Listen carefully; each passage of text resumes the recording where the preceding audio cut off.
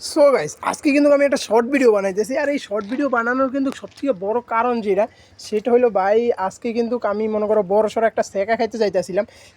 সেই সেকাটা খাইতে খাইতে আমি বাইচে গেছি। হ্যাঁ, কীভাবে খাইতেছিলাম এটা যদি আমি তোমাদেরকে বলি। হ্যাঁ, এই যে দেখো গাইস, এই যে এই একটু সেলাই করা, হ্যাঁ এই সেলাইটার জায়গাটা থেকে কিন্তু মনে করো আমার আজকে কোয়েল পাখিগুলো বাইর হয়ে গেছিলো।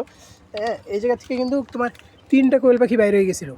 এখন মানে 3টা, আমি সকালবেলা ঘুম থেকে উঠে দেখি আমার শেডের ভিতরে কোয়েল পাখি আছে 7টা।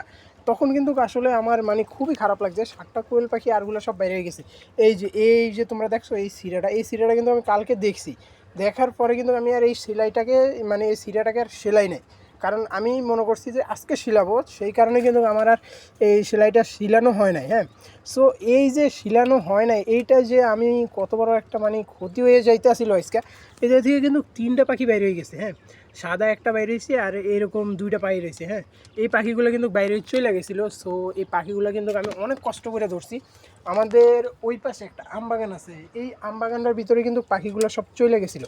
চলে যাওয়ার পরে আমরা কিন্তু ওই যে ওই জায়গাটা পাইছি একটা। হ্যাঁ, ওই জায়গায় একটা সাদা পাখি পাইছি, ও ডাকতে আসছিলো সকাল থেকে, ও ডাকতে আসছিলো মানে যাওয়ার পরে ও ডাকতে আসছিলো। পরে ওরা এই জায়গা থেকে কিন্তু লড়াইয়ে ধরছি।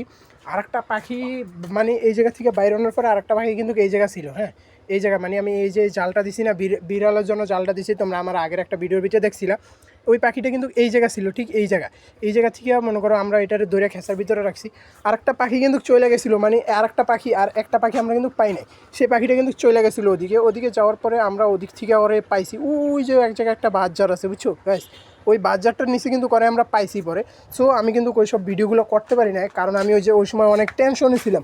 সো পাখিগুলো সব পাওয়ার পরে আমি তোমাদেরকে ভিডিওটা করে দেখাইতেছি। আর সো তোমাদের যদি খেসার কোনো সময় এরকম সিরামিরা থাকে, মানে ছোট যেসব ইয়েগুলো আছে, এই যে এইরকম একটা সিরা ছিল এই জায়গাটায়, ঠিক এইরকম। আমি এটা নিয়ে কোনো অ্যাকশন নিই নাই, এটা কিন্তু বড় করে সিরিয়ালাইজ ওরা সিরা কিন্তু এজার থেকে বাইরে হয়ে গেছে। সো আমি কিন্তু আমার পাখিগুলো ফিরে পাইছি, আমার মানে অনেক বড় একটা লস হইতে কিন্তু বেঁচে গেছে।